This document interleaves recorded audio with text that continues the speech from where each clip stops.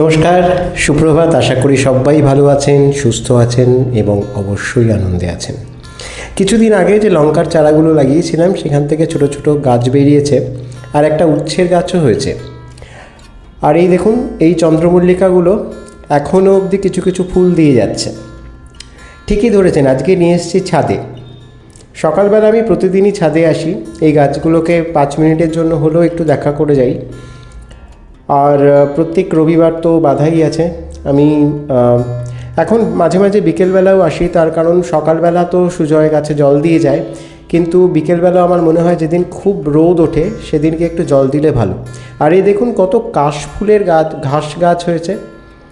এইগুলো যে কোথার থেকে এলো জানি না, দুটো বেডেই একেবারে ভর্তি হয়ে গেছে।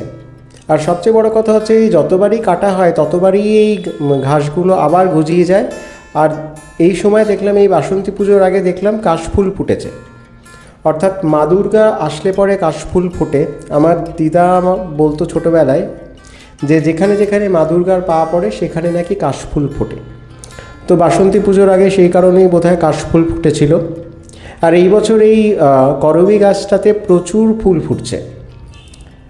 এখানে দুটো রক্তকরবী গাছ আছে একসঙ্গে, আর একটা গাছও আছে, সেই গাছটাতে এই বছর এখনও ফুল আসেনি। তবে এবছর শ্বেতকরবী আর রক্তকরবী দুটোই ভালো ফুটছে। জবা গাছগুলোতে সেরকম ফুল আসছে না, আরও কিছুটা পরিচর্যা করতে হবে। কিছুদিন আগে আমি ট্রিম করেও গেছিলাম, কিন্তু বোধহয় আরও কিছু পরিচর্যা তাদের দরকার আছে। আর এই যে আমার চন্দ্রমল্লিকার বেড, সারা শীত একেবারে রঙে রঙে ভরেছিল এরা, আজ একেবারেই রিক্ত। তবে আমার ইচ্ছে আছে এই গাছগুলোকে এবার রেখে দেওয়ার। সামনের বছরও এই গাছগুলো যদি ঠিকঠাক মতো একটু ট্রিম করে দেওয়া যায় তাহলে বোধহয় ভালো ফুল পাওয়া যাবে। আজ সকাল থেকেই আকাশের মুখ ভার, মাঝে মাঝে বৃষ্টিও পড়ছে, মেঘও ডাকছে। এইভাবেই শুরু করলাম আজকের দিনটা। একটু পরে অফিসে লগ ইন করতে হবে, কারণ 10টা থেকে আমার প্রতিদিনই একটা করে মিটিং থাকে। সেই মিটিংটা শেষ করে তবে অন্য কাজে হাত দেওয়া। রাস্তাঘাটে এখন গাড়ি ঘোড়া বেশ ভালোই চলছে, নিত্যযাত্রীরা চলাফেরা আরম্ভ করে দিয়েছেন। চলুন স্নান টান করে ঠাকুর ঘরে যাওয়া যাক। ঠাকুর ঘরে নিত্য পুজো আমার সারা হয়ে গেল।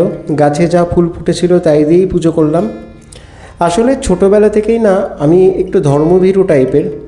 ছোটোবেলায় আমার দিদা আমাকে রথের মেলা বা রাসের মেলা থেকে এরকম ঠাকুর দেবতা ছোট ছোট মাটির মূর্তি কিনে দিতেন, আর সেইগুলো নিয়েই আমি খেলাধুলো করতাম। সেইখান থেকেই বোধহয় আমার পুজো করার অভ্যেসটা একেবারে মনের মধ্যে গেঁথে গেছে। তাই আমি যেখানেই থাকি না কেন, যেভাবেই থাকি না কেন, সকালবেলা একটু ঠাকুর দেবতাকে স্মরণ না করলে দিনটা ঠিক ভালো যায় না। মনে হয় যেন কি একটা করলাম না। পুজো শেষ হয়ে গেছে, এখন প্রায় 10টা বাজে। এখন লেগে পড়তে হবে কাজে। আজ ফিনান্সিয়াল ইয়ারের শেষ দিন, সুতরাং কাজের চাপ তো আছেই। সকাল 8টা থেকে যদিও আমি কাজ আরম্ভ করে দিয়েছি, কিন্তু সারা দিন একটা প্রচণ্ড ঝড়ঝাপটা আমার জন্য অপেক্ষা করে আছে, সেটা বুঝতেই পারছি। তবে একটা দিকে বাঁচোয়া, আজকে আমি আমার অফিসের 2জন কলিগকে বাড়িতে ডেকেছি, তাদের সঙ্গেই দুপুরে কাজটা করব। এই দেখুন আমার শিব ঠাকুর।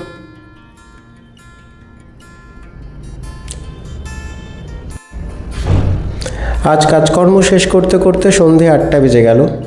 আমি যখন ব্যাংকে কাজ করতাম তখন এই 31স্টে আমাদের বাড়ি ফিরতে ফিরতে কিন্তু 12:30 1টাও বেজে যেত। আমি যখন স্টিফেন হাউস ব্রাঞ্চ থেকে বেরোতাম তখন ওখানকার যে চার্চটা আছে সেই চার্চের ঘণ্টা বাজার শব্দ শুনতে পেতাম। সারাদিন গাড়ি ঘোড়ার চাপে সেসব শব্দ তো শোনা যায় না, সেই রাত্রি শুনতে পেতাম। সন্ধেবেলা চলে এলাম একটা নার্সারিতে, কিছু গাছ কেনার দরকার আছে, কিছু ফুলের গাছও কিনবো, কারণ এখন তো গরমকাল, এখন জবা ছাড়া সেরকম কোনো ফুল পাওয়া যাচ্ছে না রোজকার পুজোর জন্য। আর এই দেখুন এই নার্সারিতে কত রকম গাছ এসছে। 2টো অপরাজিতার গাছও কিনলাম। কী কী গাছ কিনলাম সেটা সকালবেলা আপনাদের দেখাবো। আর এই নার্সারিতে আপনাদের আগেও নিয়ে এসেছি। এখান থেকেই আমি সাধারণত গাছ বা গাছের বীজ, গাছের সার এ সমস্ত কিনি। খুবই রিজনেবল দামে ভাই দেয়, আর ব্যবহারও ভীষণ ভালো। আমি আজকে এখান থেকে কিছু অপরাজিতার গাছ কিনলাম, কালকে সেগুলোকে যখন পটিং করব তখন আবার আপনাদের দেখাবো। খুব সুন্দর সুন্দর ইনডোর প্লান্টও এসেছে দেখলাম, তবে সেগুলো আজ আর কিনলাম না। এরপর চলে গেলাম লেক মার্কেটে, সেখানেও আমার চেনাশোনা আর একটা নার্সারি আছে। এই নার্সারি থেকে আমি আগের বার যখন এসেছিলাম তখন দেখেছিলাম যে বেশ কিছু হাইব্রিড নয়নতারা এসছে, খুব সুন্দর সুন্দর রঙের নয়নতারা ছিল। আজকে সেই জন্যেই গেছিলাম সেখানে, তবে আজকে আর অত রকমের রঙিন নয়নতারা পেলাম না, দু রকম নয়নতারা পেয়েছি। আর এখানেও দেখুন ইনডোর প্লান্টের বিচিত্র সমাহার। এখানে যে ব্যাম্বু ট্রিগুলো আছে সেই ব্যাম্বু গাছগুলো দেখুন কত বড় বড়।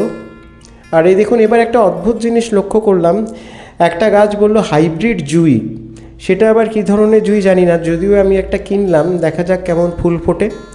এখান থেকে দু ধরনের নয়নতারা নিলাম আর কিছু জিনিয়া ফুলের গাছ নিলাম। ভেবেছিলাম এবার জিনিয়ার চারা তৈরি করব, কিন্তু যা অবস্থা, কাজের যা চাপ, তাতে আর সম্ভব নয় সেটা করা। হেঁটে চললাম লেক মার্কেটের ভেতর দিয়ে। এখন ঘড়িতে মোটামুটি 9:30 বাজে। বাজার মোটামুটি সবাই গুটিয়ে এনেছে। আমার জানেন তো এই সবজির বাজার বা ফলের বাজার এগুলো ঘুরতে খুব ভালো লাগে, আর ফুলের বাজার তো কথাই নেই। চারিদিকটা এত রঙিন থাকে, মনে হয় যেন সবসময়ই বসন্ত। ভুট্টাওয়ালা এখনও বসে আছে। আমি হেঁটে চলেছি এখন লেক মলের সামনে দিয়ে। আপনারা যারা দক্ষিণ কলকাতায় থাকেন তাদের কাছে তো এটা একটা ভীষণ চেনা রাস্তা, কারণে অকারণে অনেকেই এখানে আসেন, আবার কেউ কেউ অফিস ফেরতা আড্ডাও মেরে যান। এটা একটা বেশ ভালো আড্ডার জয়েন্ট। আর এখন চলে এলাম একটু সবজির দোকানে, কিছু সবজিও কেনার আছে, দেখা যাক কি কেনা যায়। গরমকালে বেশ শাক পাতা পাওয়া যায়, তবে আমার একটু পাট শাক কেনার ইচ্ছে ছিল, তবে এখানে পেলাম না। এখানে যা ছিল সব কলমি শাক, আর শাকগুলো বেশ নেতিয়ে গেছে। এখানে দেখলাম বেশ ভালো কচুর লতি পাওয়া যাচ্ছে, তো এক আটি কচুর লতি কিনে চললাম বাড়ির উদ্দেশ্যে। আজ তাহলে এ পর্যন্তই। আপনারা সবাই ভালো থাকবেন, সুস্থ থাকবেন, আর আমার পাশে থাকার জন্য চ্যানেলটাকে সাবস্ক্রাইব করবেন। আজ আসি, নমস্কার, আবার দেখা হবে।